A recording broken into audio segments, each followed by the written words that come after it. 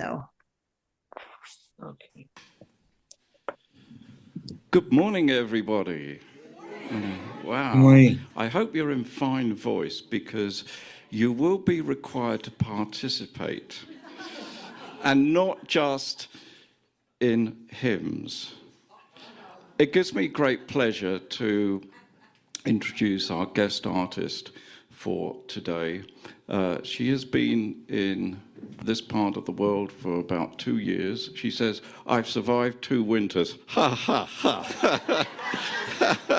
I'm not sure it's called surviving, but more enjoying. But she is a singer-songwriter. She has a passion for music, whereby involving everybody in the joy of music and the songs that she writes. So, ladies and gentlemen, please welcome our guest artist, Wendy DeMoss. Thank you, Michael. What a great vibe you have here. Open my heart and soul. Open my heart and soul. Open my heart and soul. Open my heart and soul. Open my heart and soul. Open my heart and soul. Open my heart and soul. Open my heart and soul. Will you join me? Open my heart and soul. Open my heart and soul. Open my heart and soul. Open my heart and soul. Beautiful. Open my heart and soul. Open my heart and soul. Open my heart and soul. Open my heart and soul. Open my heart and soul. Open my heart and soul. Open my heart and soul. Open my heart and soul. I invite you to close your eyes, perhaps. Go inside and really, truly invite your heart and soul to open. Open my heart and soul. Open my heart and soul. Open my heart and soul. Open my heart and soul. Open my heart and soul. Open my heart and soul. Open my heart and soul. Open my heart and soul. Just the women. Open my heart and soul. Open my heart and soul. Open my heart and soul. Beautiful. Just the men. My heart and soul.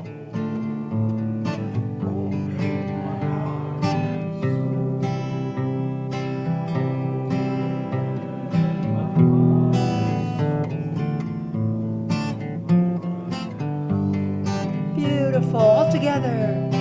Open my heart and soul. Open my heart and soul.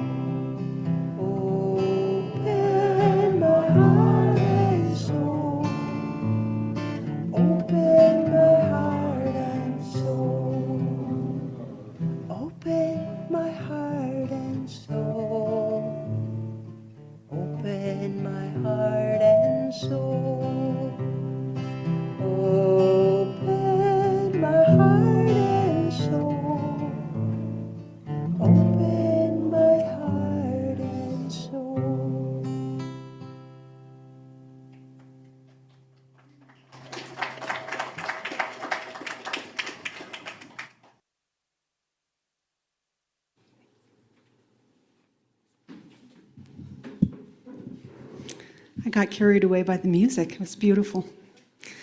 Good morning. My name is Rena Swan, and I'm today's service associate. Reverend Matt Alspaugh will be presenting our message this morning. These words are by Maren Folkowski. We welcome you. We know you come here for different reasons, to find community, to seek your spiritual and personal truths, to question, to nurture your heart and soul, to be nurtured, to explore new ideas, to find comfort, and perhaps to find the answers to some of your bigger questions. We welcome you. We know you come from different places, different religions, different beliefs, and different backgrounds. We hope you will find comfort, connection, challenge, and love here. We hope you will find ways to provide outreach to others in our fellowship, in our local community, and in our world community. And so I just want to welcome you with live from Fellowship Hall. It's our LCUUF Sunday service. I always wanted to say that.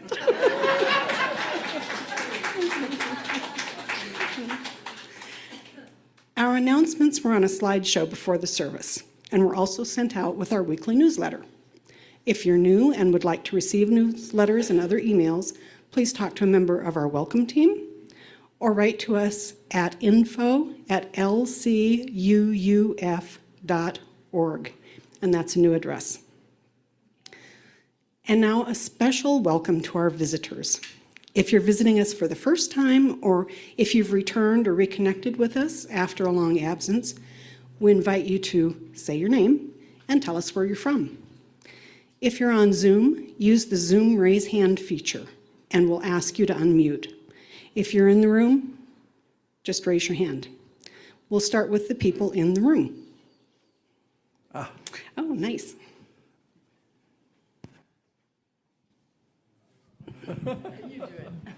Hi, my name's Tom. This is my wife, Kathy. We're members in the UU in Rancho Mirage, California, by Palm Springs. And we're visiting for a couple of months, and we wanted to connect with all you. Welcome.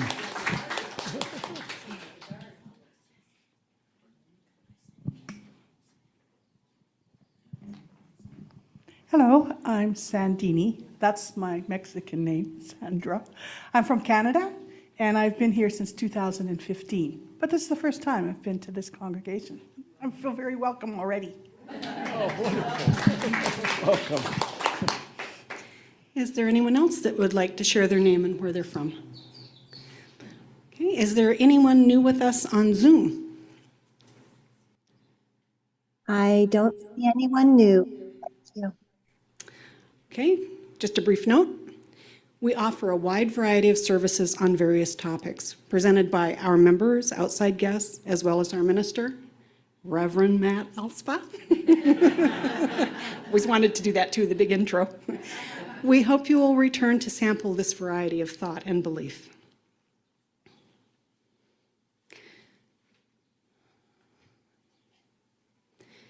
Our chalice lighting words today are by Deborah Falk.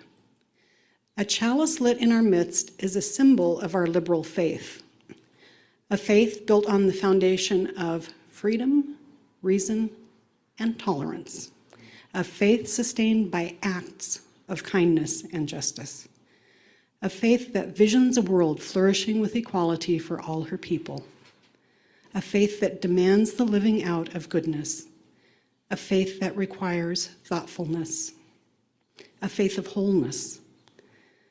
This tiny flame is the symbol of the spark of all this within each of us. Now let us light our chalice with these words that we sing together. Rekindle this night in celebration for the life that we share.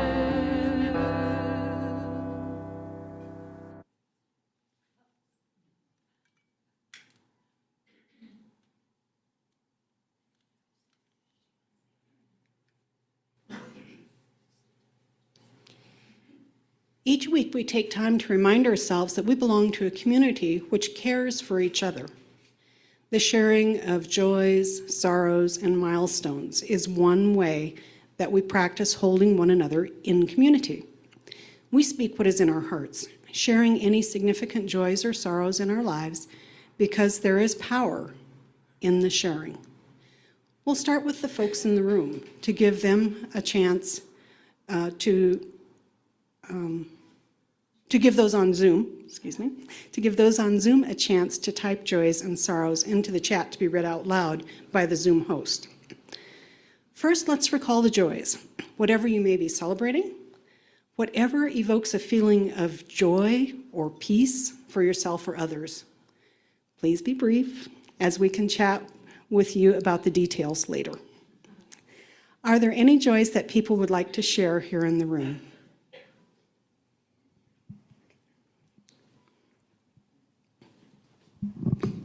Good morning, I'm Barley. I'm sitting out at the table, and after service, if you're interested in joining us, there's 40 of us that are going over to St. Andrew's next Thursday for a luncheon. So I'm collecting the money now. It's a fundraiser, but there's a lot of us.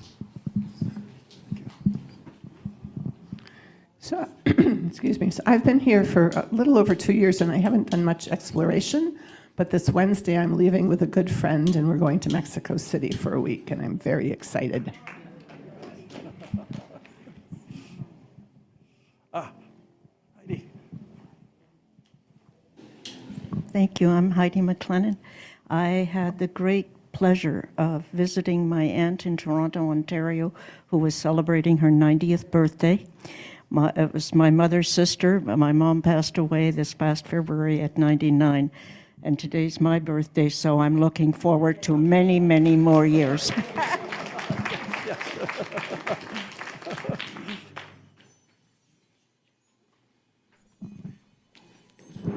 I'm Teresa Sandy, and I'm pleased I've accepted an invitation from my previous dance group to go with them to Oaxaca, where they're performing.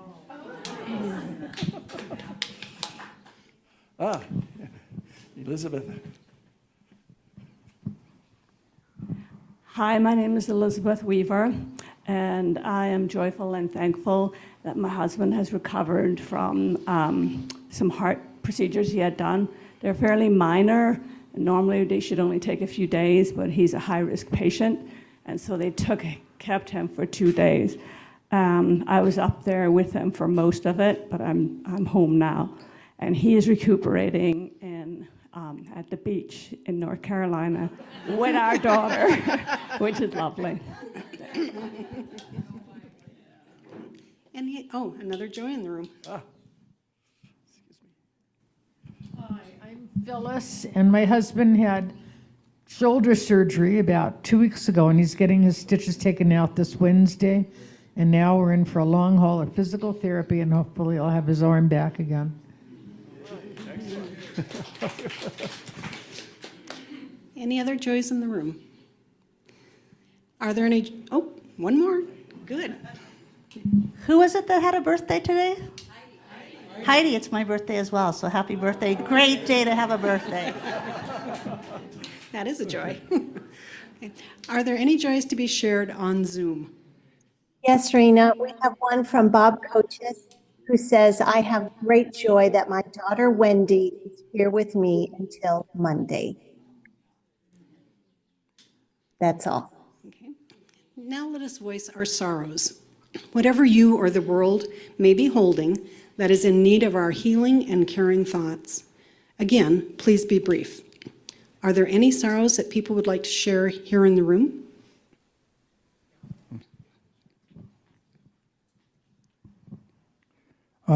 Please light a candle, make sure I get this right, in memory of Addie Mae Collins, Cynthia Wesley, Carol Robertson, and Carol Denise McNair, who were in the basement of the 16th Baptist Church in Birmingham when it was bombed 60 years ago.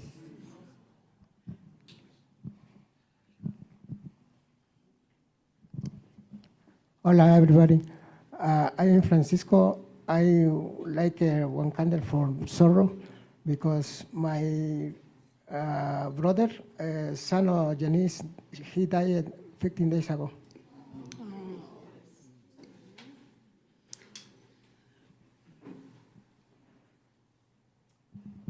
Just keep before us the people of Libya and Morocco.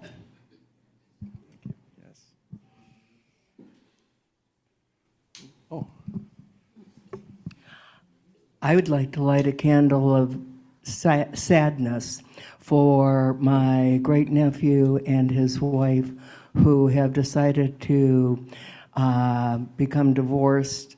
They have a 2-year-old. I thought they had a perfect wedding, perfect relationship and marriage, and I'm very sorry. I'm very close to both of them. Any other sorrows here in the room? Are there any sorrows to be shared on Zoom? Yes, I have a couple. One from Christine McAuliffe. She says, I was told last night that I need to have a pacemaker to correct my low blood pressure and low heart rate before I can have the knee surgery, which is keeping me in bed. Also, please light a candle for this is Colleen Beery. Please light a candle for my beloved 96-year-old Aunt Virginia, who's in the hospital in Iowa right now. Thank you, that's all. And this candle from our care team represents the joys and sorrows we hold in the silent sanctuary of our hearts. We light this candle for all those unspoken sorrows and joys.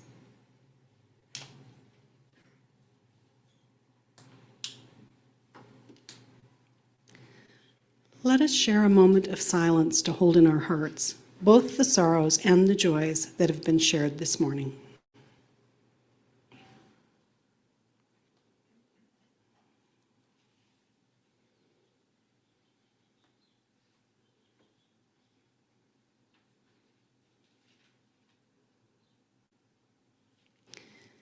There are many ways to be of service to LCUUF, and time, treasure, and talents are all necessary components to a healthy fellowship. Now's the time in our service when we ask you to share the gift of treasure through pledging and donations. For the people here, if you're new, for the people here in the fellowship, we'll pass a basket. If you're new here today, or if you're struggling to hold things together, let the basket pass you by. Your presence is more than enough and is a gift to us. Instructions for payments to the fellowship are on a slide during the announcements before the service every week.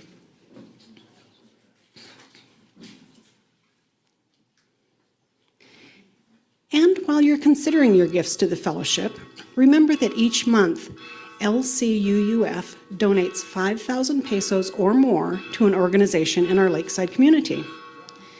We share 1/2 of the offering collected at the fellowship each week with that organization.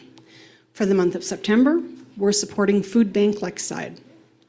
Food Bank Lakeside works to relieve the chronic food poverty of our most disadvantaged neighbors, collaborating with donors, volunteers, businesses, and community organizations to ease the suffering and offer hope of a brighter future throughout the Lakeside community.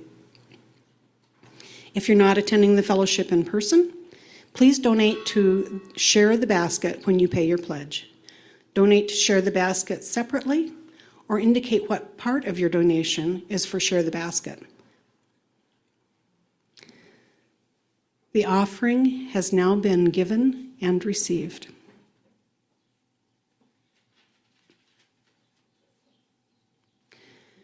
Our opening hymn is Wake Now My Senses. Please rise in body or in spirit and join us in singing.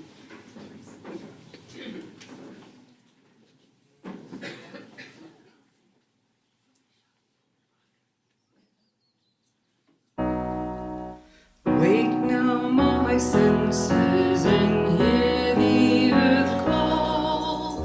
Feel the deep power of being it all. Keep with the web of creation you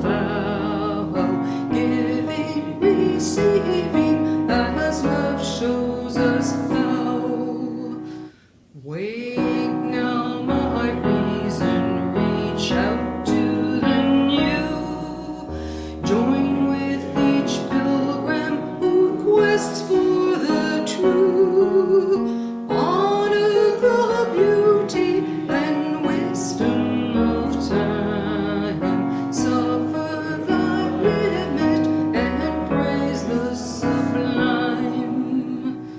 Wake now, compassion, give heed to the cry. Voices of suffering, feel the white sky. Take as your neighbor both stranger and friend, praying and striving their hardship to end.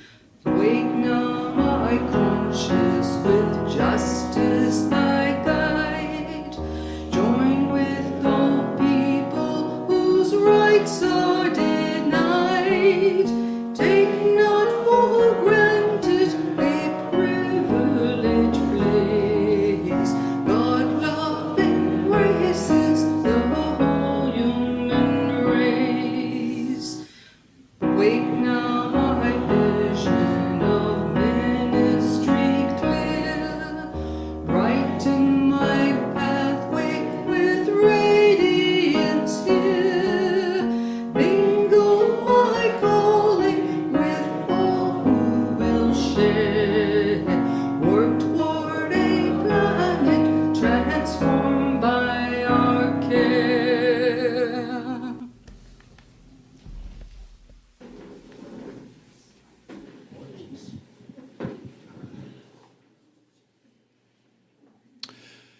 And so let me invite you into a time of meditation, a time of silence, a time of turning inward, a time of a kind of mental simplicity. Noting whenever your mind goes off into the future, plans, goals, to-do lists, or into the past, memories, regrets, just bring it back to this present moment. Just for a minute or two, we will sit with our minds together.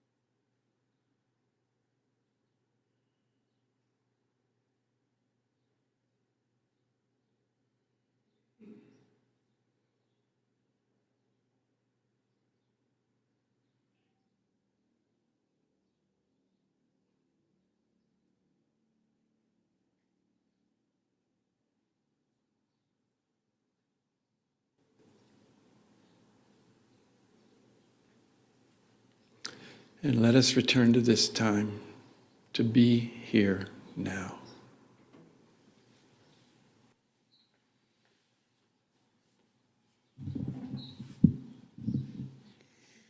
Our next video is an excerpt from a TED Talk by writer and environmentalist Christine Platt, who calls herself an Afro-minimalist. If you don't define yourself for yourself, you'll be crushed into other people's fantasies of you and eaten alive. Those words of wisdom are by one of my favorite authors, Audre Lorde. And when I began my journey to minimalism in 2016, I decided I wasn't going to be crushed into an all-white barren aesthetic. I am a writer, and the beauty and history of the African diaspora are at the core of my life's work. So I couldn't imagine letting go of my culture just to conform to mainstream minimalism. And I didn't. Throughout my home, you'll find lots of bright colors, mud cloth, and playful textures. There's even a mason jar filled with raw cotton that reminds me to thank and honor my ancestors daily. And although I have a few pieces of monochrome clothing, much of my wardrobe is filled with African prints and colorful jumpsuits. It's how I became known as the Afro-minimalist, the Black woman defining minimalism for herself. I live in 630 square feet with my 16-year-old daughter and quite a few plants, my green babies. But I'm not one of those minimalists that has one fork, one knife, and one spoon. I have 4 of each, a full set. No. Honestly, I don't even know how many things I own because I've never counted. But what I do know is that everything I have is intentional and serves a purpose. Because for me, minimalism is less about the aesthetic and more about the practice. So back in 2016, oh boy, I had so much stuff, y'all. Knickknacks and home goods all over my house, clothes and shoes overflowing out of my closet. I had dozens of accessories that I never found the time to put on. And I would take my small handbags and I would put them inside of larger handbags, and then I would hide them inside of really big handbags. I had some stuff, y'all. And stuff that I'd purchased for every single reason that you can think of, except need. You know, it's one of those things that you look up and you don't even realize how much you've accumulated over time.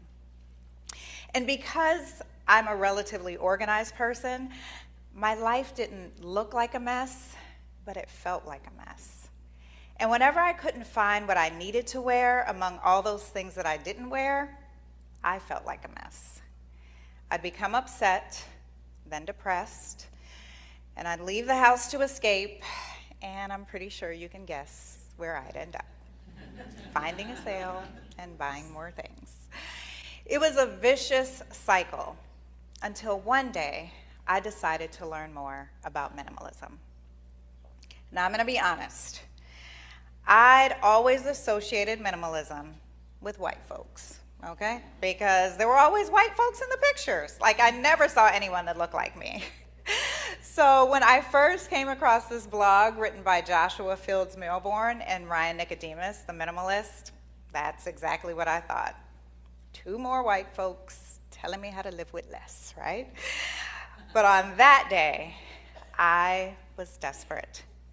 And so I kept reading and learning. And I remember looking up, and it was like I was looking at everything I owned and really seeing it for the first time. All the purchases tied to unhappiness, all the things that I had bought because I felt like I deserved them for working so hard, all the stuff that I'd purchased for my daughter because I felt guilty for working so much. It was overwhelming, and I was so disappointed and so ashamed in myself. I actually cried. It was awful.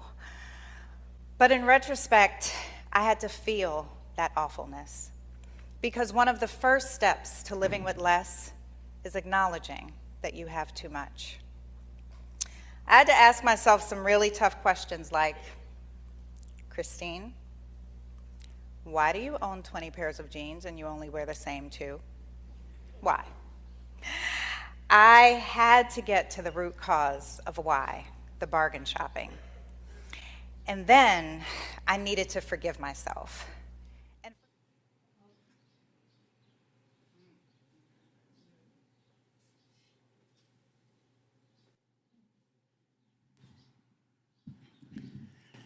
So, minimalism. It's crept into my consciousness only in the past 10 years or so, and mostly through illustrations like this one. These pictures, I appreciate the simplicity, but it's not something I want to live with. So, how did minimalism sneak up on me?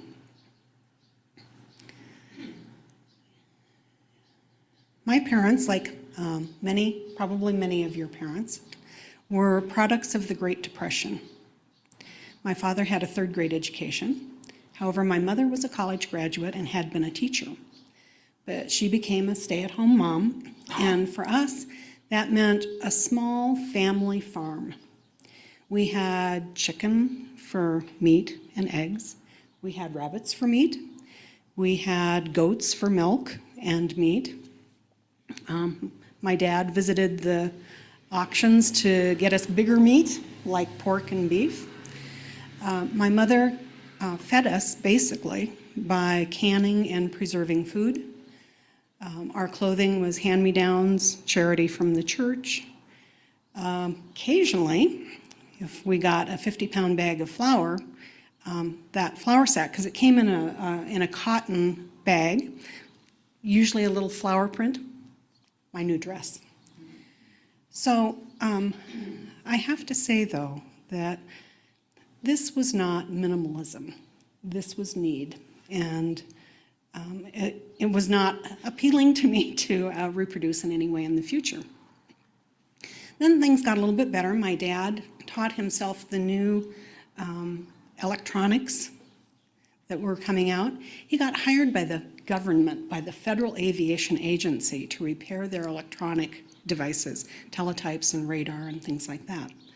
So we had a regular government check coming in. We also moved to Alaska. So you'd think that things would ease up, and the details of our lives changed. There were no farms that you could live off of. My dad hunted for moose and caribou. We ate the local fish and seafood. We picked berries. My winter clothes came from this Army-Navy surplus store. So while details changed, the attitude toward things did not. So the second lesson that I could have learned and that I look back on now is that austerity is not minimalism. Then, as an adult, I found myself in a situation with someone who was either a hoarder or had such a different organizational style from me. Trying to be generous here. I could not decode the organizational style. That was definitely not minimalism. So, I'd like to show you a little history of my moving. Okay, so I was born in the Pacific Northwest, lived in Washington and Idaho. My family moved to Alaska. We moved to Oklahoma City because of training for my father. We moved back to Alaska, and that doesn't include, well, I'm going to call them the little moves, but in Alaska, every move is lots of miles, big move. And so then, in my own adult life, I continued to move. I moved from Alaska to Phoenix, Arizona. I like to say I was looking for a change. Yes, it was a change. And I bought a 640 square foot house that was fully furnished. Little tiny house. I moved from a 2,000 square foot house to a 640 square foot house. It was fully furnished with a bed, a small kitchen table and 2 chairs, a sofa, a bookcase, and a small desk. Oh, and a few kitchen essentials. When I moved from Alaska to Arizona, I shipped everything that I was going to keep by UPS. So there was not much that I kept. Didn't need my Alaska clothes, that was for sure. I brought a few of my Alaska summer clothes. And when I moved into that house after the first night, I felt so light and so free. It was as if the physical weight of the possessions that I had left behind were removed from my body and from my spirit. This was my introduction to minimalism, but I didn't know it yet. So I would like to point out that there are scientific studies supporting the benefits of minimalism. I read an article that pointed out that there were 15 studies, well, there are more than 15 studies. There are 15 things that are a physical benefit to us from having a minimalistic or a simplified. I think I like the word simplified a little bit better than minimalism. It speaks to me a little bit more. That we can have from applying the principles of minimalism. So that's available for if you'd like to dig into the science a little bit. I personally have 3 favorites out of the 15. It was a little hard to choose. But I want to say that the first one is productivity and focus. For years at my work, and in my personal life too, to a large extent, I subscribe to a clean desk philosophy. At least once a day, I want the top of my desk cleared off. I want everything put where it belongs, and I want things to be good. The next thing is having more time and energy. This Buddhist monk had lived a California lifestyle until he became a Buddhist monk. And he pointed out that we get more time when we have fewer things. He used the illustration of hair. He said that the monks, they have the shaved head. I didn't know it, but you'll see it, the shaved eyebrows. They have shaved eyebrows too. And he said that he found that he had 17 fewer problems by that one act. Now, I don't think I do 17 things with my hair, but the principle is there that by reducing the things that we need to care for, we can have more time and energy. And I find at this time in my life, that is really precious to me, to be able to have more time and energy to pursue the things that are important to me. Another thing that I'm working on, I can't say that this is something that I have achieved, but it's one of the things that I try to remember, is the environmental impact. And again, I can't say it's just like totally minimalistic impulses on my part. When I look at something, I think, what is it going to be like? Not if I move, but when I move again? Am I going to want to pack this up and take it with me? How am I going to dispose of it in a way that will be beneficial? Will I give it away? Will I sell it? I certainly don't want it to go in the landfill. And so I'm striving to have more of an active participation in having a lower environmental impact.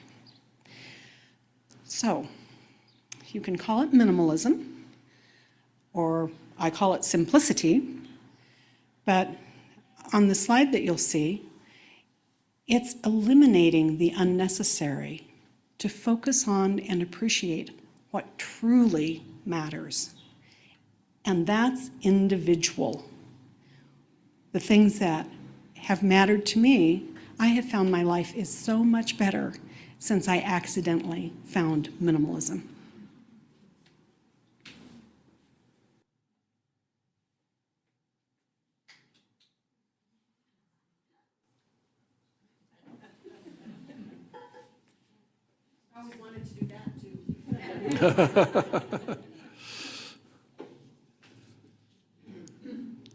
So this is the reading from Thich Nhat Hanh.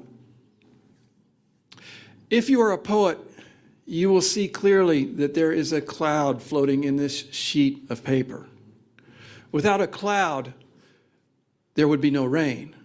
Without rain, the trees cannot grow. And without trees, we cannot make paper. The cloud is essential for the paper to exist. If the cloud is not here, the sheet of paper cannot be here either. So we can say that the cloud and the paper inter-are. Interbeing is a word that's not in the dictionary yet. But if we combine the prefix inter with the word to be, we have a new verb, interbe. If we look into this sheet of paper even more deeply, we can see the sunshine in it. Without the sunshine, the forest cannot grow. In fact, nothing can grow without sunshine. And so we know that the sunshine is also in this sheet of paper. The paper and the sunshine are. And if we continue to look, we can see the logger who cut the tree and brought it to the mill to be transformed into paper. And we can see wheat. We know the logger cannot exist without his daily bread, and therefore the wheat that became his bread is also in this sheet of paper. The logger's father and mother are in it too. When we look at it in this way, we see that without all of these things, this sheet of paper cannot exist. Looking even more deeply, we can see ourselves in this sheet of paper too. This is not difficult to see because when we look at the sheet of paper, it is part of our perception. Your mind is in here, and mine is too. So we can say that everything is in here, in this sheet of paper. We cannot point out one thing that is not here. Time, space, the rain, the minerals, the soil, the sunshine, the cloud, the river, the heat. Everything coexists in this sheet of paper. That is why I think the word interbe should be in the dictionary. To be is to interbe. We cannot just be by ourselves alone. We have to interbe with every other thing. This sheet of paper is because everything else is. And as thin as this sheet of paper is, it contains everything in the universe in it. And now I'll invite Wendy up for an interlude.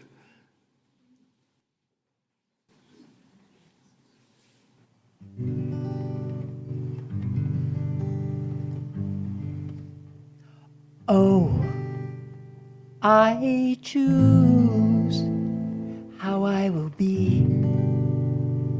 I choose, it's up to me. I choose, will I choose stress and anxiety or peaceful heart so lovingly? It's up to me, 'cause I choose, and I choose love.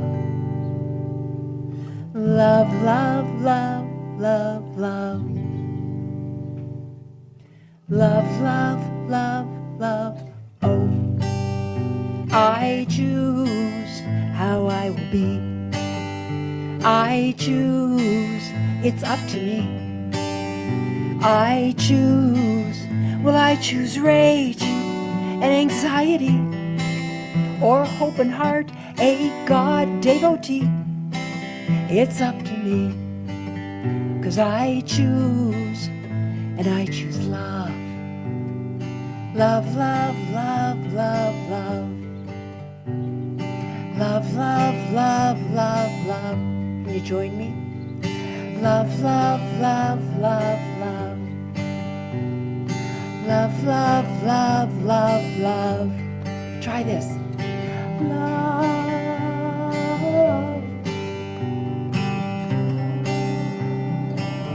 Beautiful. Love.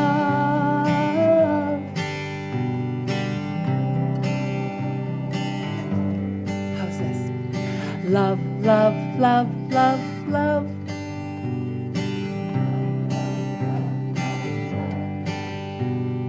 Love, love, love, love, love.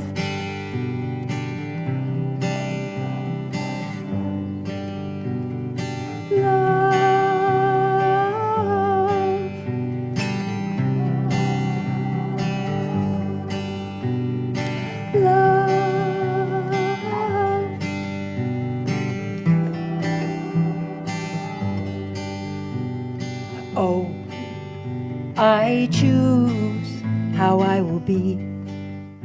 I choose, it's up to me. I choose, and I choose love.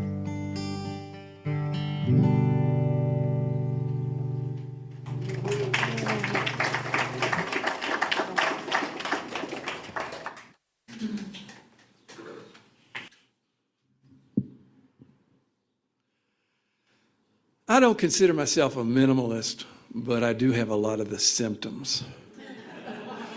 I mean, I'm not one of those typical minimalists you see on the YouTube videos, young white male hipsters dressed in black or gray, hailing from the Bay Area, competing with each other on how little they own or how they are living the correct minimalist lifestyle.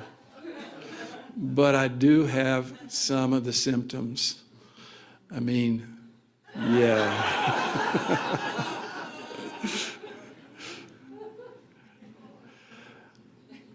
I mean, first off, I don't enjoy shopping. It's just not therapeutic for me. The sales, the discounts, I don't chase after getting a bargain. I don't enjoy flashing expensive possessions, whether that's a watch or a ring or a car. I'm not dressed in black. Though you may have noted that I often wear the same brand of polo shirts, yes, in a variety of colors, but still the exact same style of shirt. But still, I've wondered if I've had too much stuff. I've inherited the modern American dream. You can go back to me now, yeah. I've become too attached to material things. So I did a test. One of the ideas that Joshua Fields Milburn and Ryan Nicodemus, the pictures that you just had up, the so-called minimalists, suggest is a 30-day challenge. That's not the right picture, but just imagine those two white guys up there. On the first day, you find one thing to get rid of. On the second day, you find two things. On day 3, and so on until day 30. This sounded simple enough to me. I did the math. 30 days, that would be 450 items. I thought that would be doable, but it wasn't easy. I failed. Let's just say that I'm well over a month into this, and I'm only up to day 17 in the challenge. I haven't given up yet. It's just taking me a lot longer to sort through things and get rid of than I thought it would. Now, some stuff is very easy to get rid of. You know, those things that just lay around in the junk drawer, those broken things, those pairs that only have one item there, or those accessories for some phone or device that you no longer own. Other easy ones were the things that were left behind in the house by the previous owners. Duplicates of kitchen utensils or office supplies, and then there was that collection of over a dozen locks and many dozen keys that didn't work with each other. And how many decks of playing cards do I need? It gets harder with those things that I might be able to use sometime, but in my heart I know I won't. Clothes I no longer wear. Outdoor gear I no longer use. I know some people have a great difficulty getting rid of stuff like this, for they constantly question, what if I might need this at some point?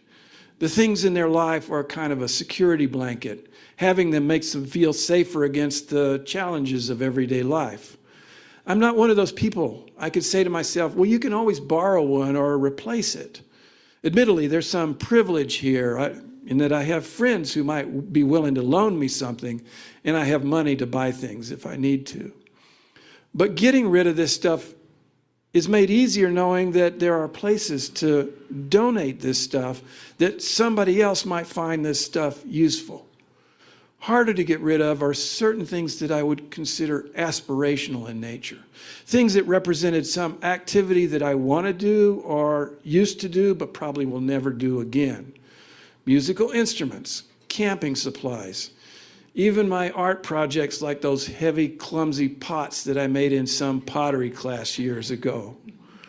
The act of putting these things in the pile is an assertion of letting go of this possibility, saying to myself, no, not realistic in this lifetime. The hardest things, though, are the ones that have sentimental value. The things that symbolize connection with other people I love, often people who are now long gone. These things are really hard to let go of, and yet, pressed for space, I've had to do it.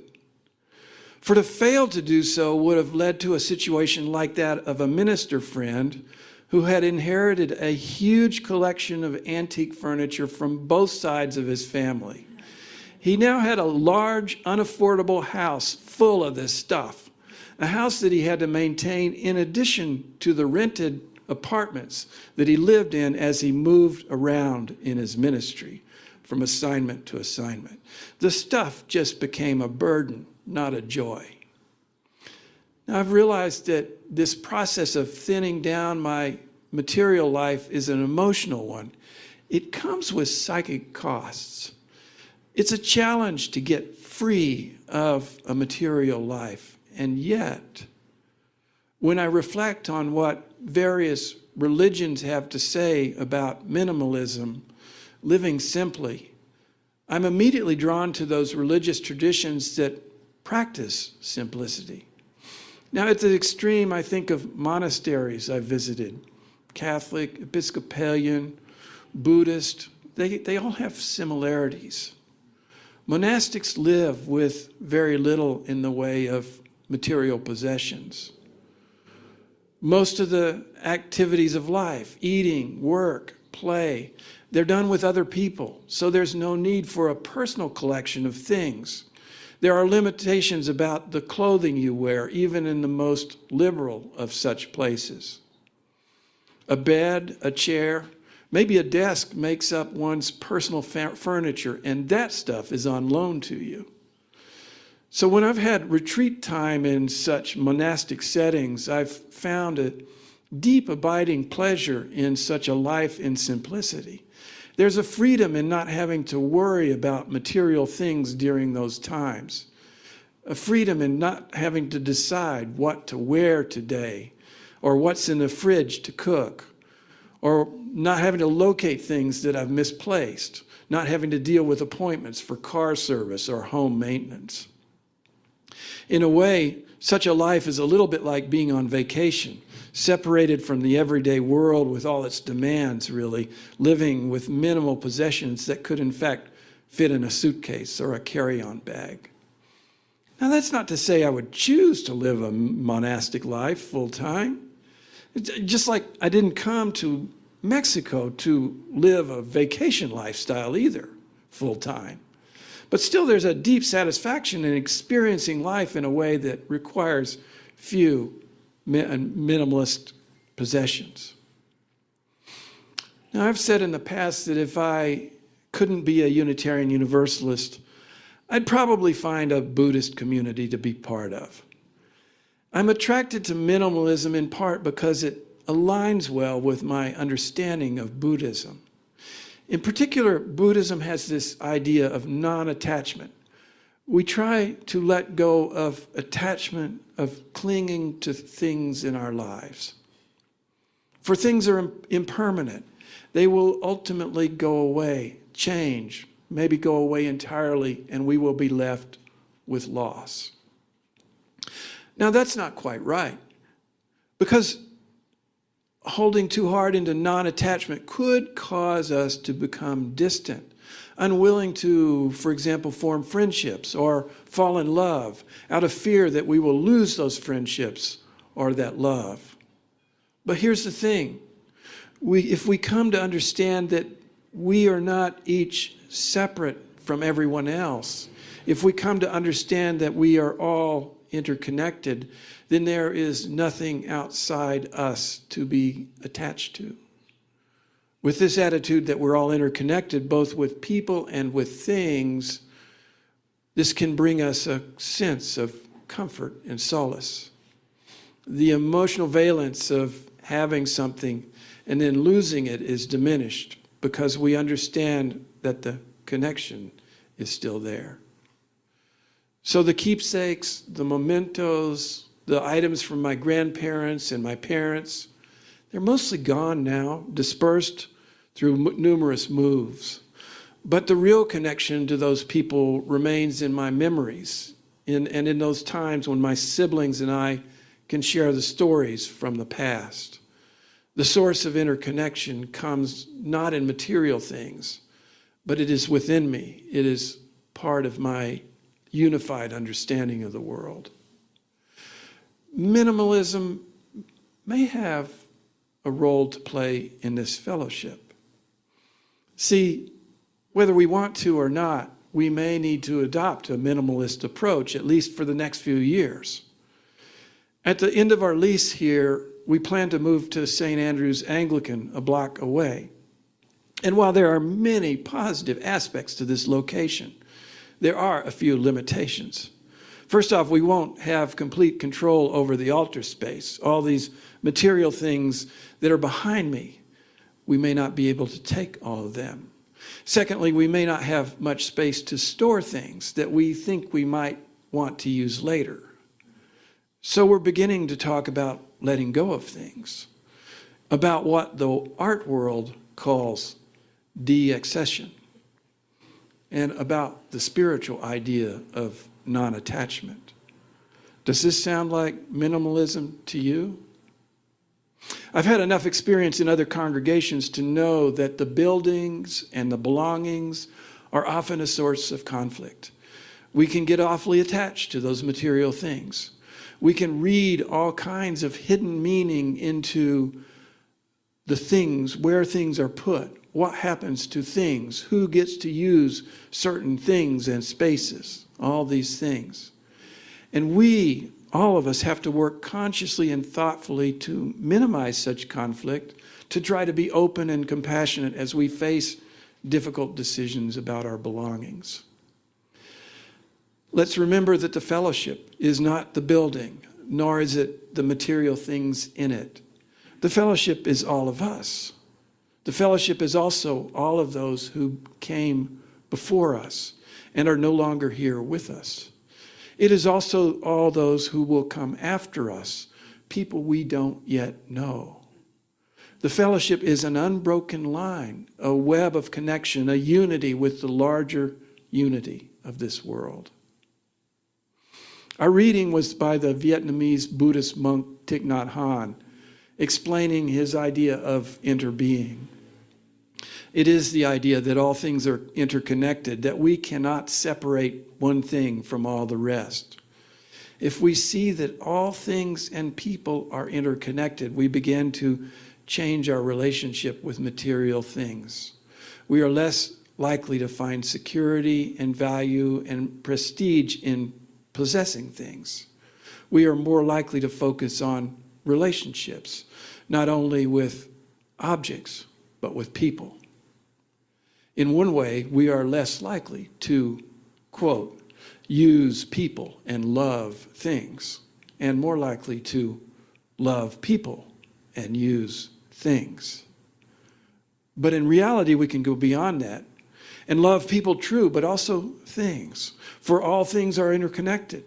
This piece of paper and the clouds and the rain and the sun and the earth itself. May it be so. Our closing hymn is One More Step. Please rise in body and spirit and join us in singing.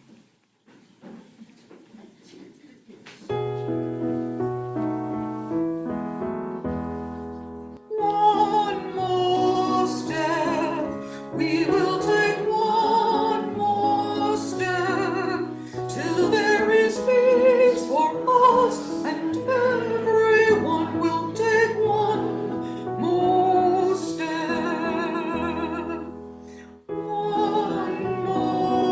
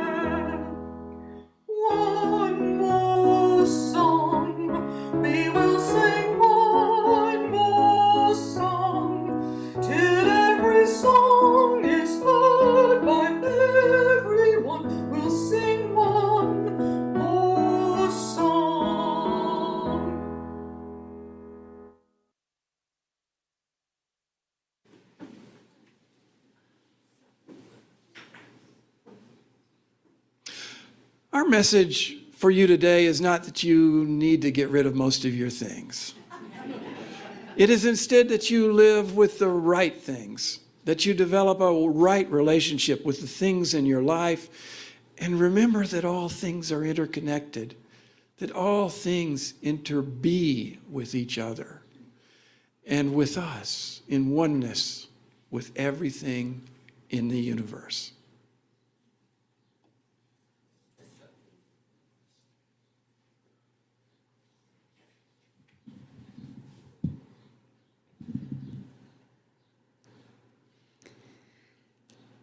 Let us extinguish our chalices with these words which we read together.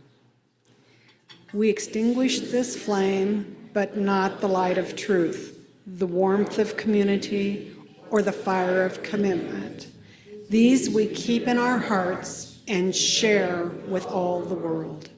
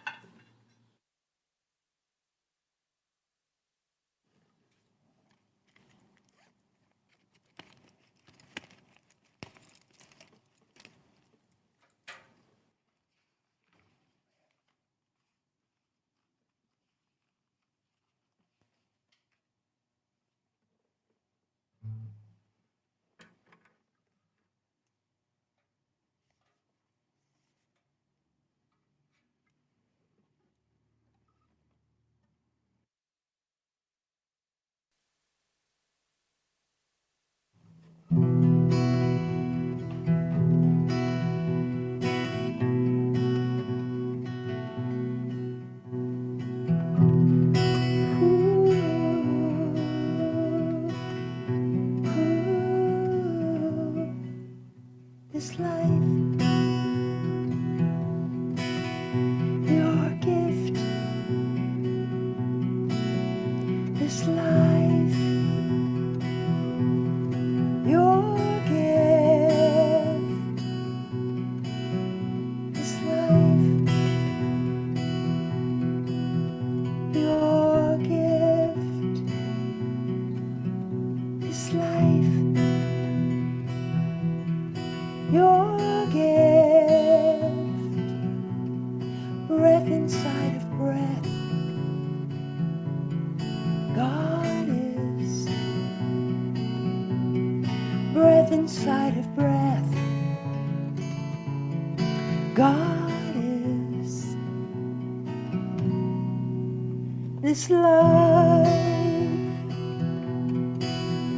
your gift. This life, your gift. This life, your gift. This life,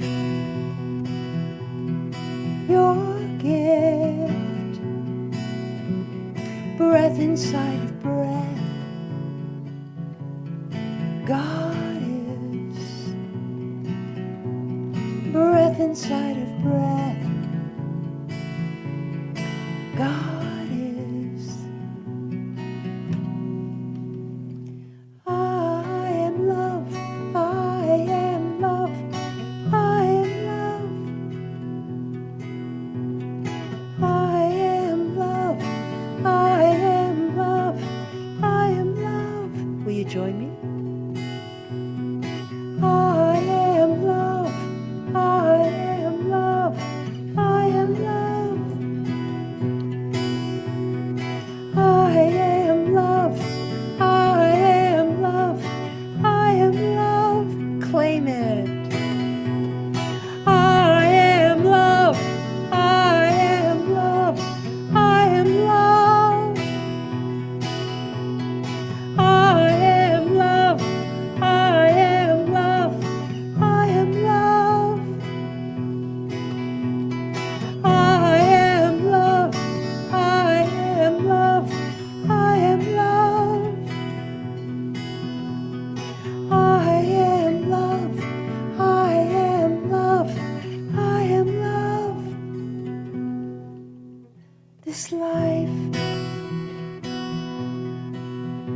your gift,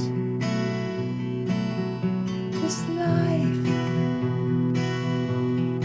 your gift, this life,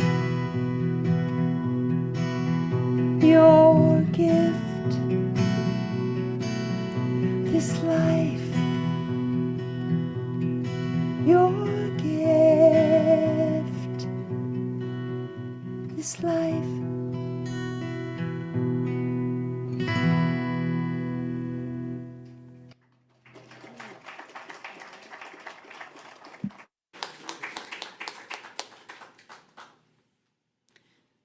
Our worship is over.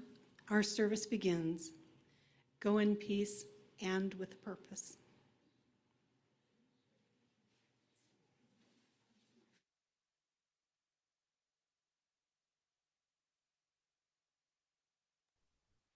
For those that'd like to stick around for conversation, please unmute, and if you want, start your video.